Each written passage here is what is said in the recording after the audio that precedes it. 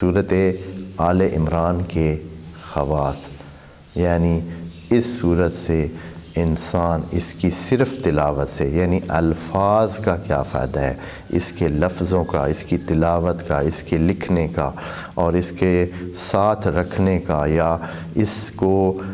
اس کے الفاظ کو اپنے مقاصد کے لیے استعمال کرنے کا۔ معانی کی بات تو آگے ہے، وہ تو ہم انشاءاللہ اس کی طرف جائیں گے اور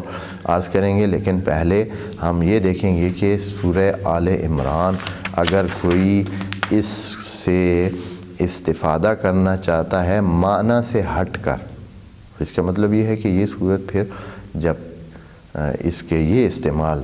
نظر میں رکھا جائے تو اس کو کوئی بھی استعمال کر سکتا ہے، حتیٰ وہ بندے جو ممکن ہے کہ کبھی دیندار بھی نہ ہوں تو ان پر بھی یہ الفاظ اپنے الفاظ الہی ہونے کے حوالے سے اور خاص قسم کے حقائق کا معنی رکھنے کی وجہ سے ان کی تاثیر موجود ہے۔ اس لیے کہ آج سائنس نے یہ چیز ثابت کر دی ہے کہ یہ ہمارے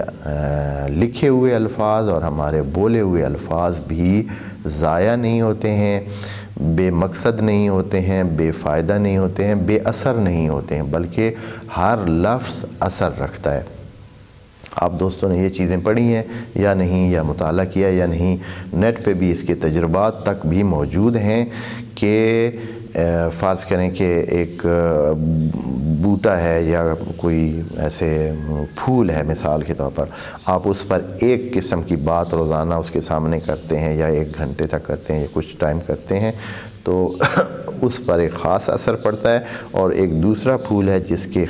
پر دوسری اس کی مخالف بات کرتے ہیں تو اس پر اور اثر پڑتا ہے۔ کرتے آپ بات ہیں، ان کو کوئی تبدیلی ان میں نہیں کرتے ہیں اور کوئی خاص قسم کی اور کوئی چیز نہیں ڈالتے ہیں، ایک ہی جگہ پر دونوں پڑے ہیں، ایک ہی انوائرمنٹ میں، ایک ہی حالات سے دو چار ہیں دونوں، لیکن ایک کو مثلا آپ کہتے ہیں کہ مجھے تم اچھے لگتے ہو، دوسرے کو آپ کہتے ہیں کہ تم سے مجھے نفرت ہے۔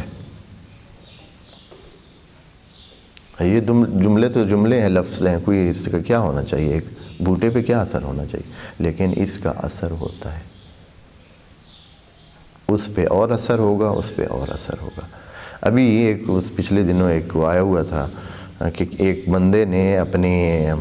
زراعت میں بہت اچھا محصول حاصل کیا، اس کے رزلٹ بہت اچھے آئے۔ جو گندم مثلا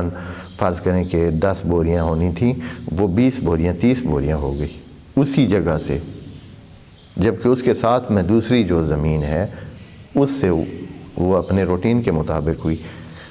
تو اس نے کہا کہ میں نے اپنے گندم کے اس ایریے کے ساتھ پورا اس کے دورانیہ جب اس کے بڑھنے کا تھا تو میں روزانہ اس کے ساتھ باتیں کرتا تھا، گندم کے ساتھ یا اپنی وہ جو بھی چیز اس نے اگائی ہوئی تھی اس کے ساتھ وہ باتیں کرتا ہے،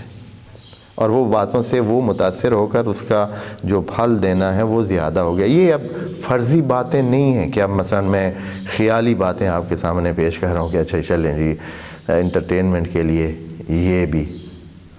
یعنی جیسے طوطا مینا کی کہانیاں ہوتی تھی نا پرانے زمانے میں، کہ مثلا طوطے نے یہ کہا، اس نے مینا نے یہ کہا، گیدڑ نے یہ کہا، شیر نے یہ کہا، فلاں نے اس طرح کہا، وہ کہانیاں پڑھیاں تو ایک فرضی طور پر ان کے ساتھ نسبت دی جاتی تھی۔ تو اب یہ چیزیں اس طرح اس لیول پر پہنچ گئی ہیں۔ ابھی کتنے ہسپتالوں میں انہوں نے سورہ الرحمن کو باقاعدہ ہسپتال کے تھیراپی کا حصہ بنا دیا ہے، علاج کا حصہ بنایا ہوا ہے کہ مریض کے ساتھ مسلسل سورہ الرحمن جو ہے وہ اس پہ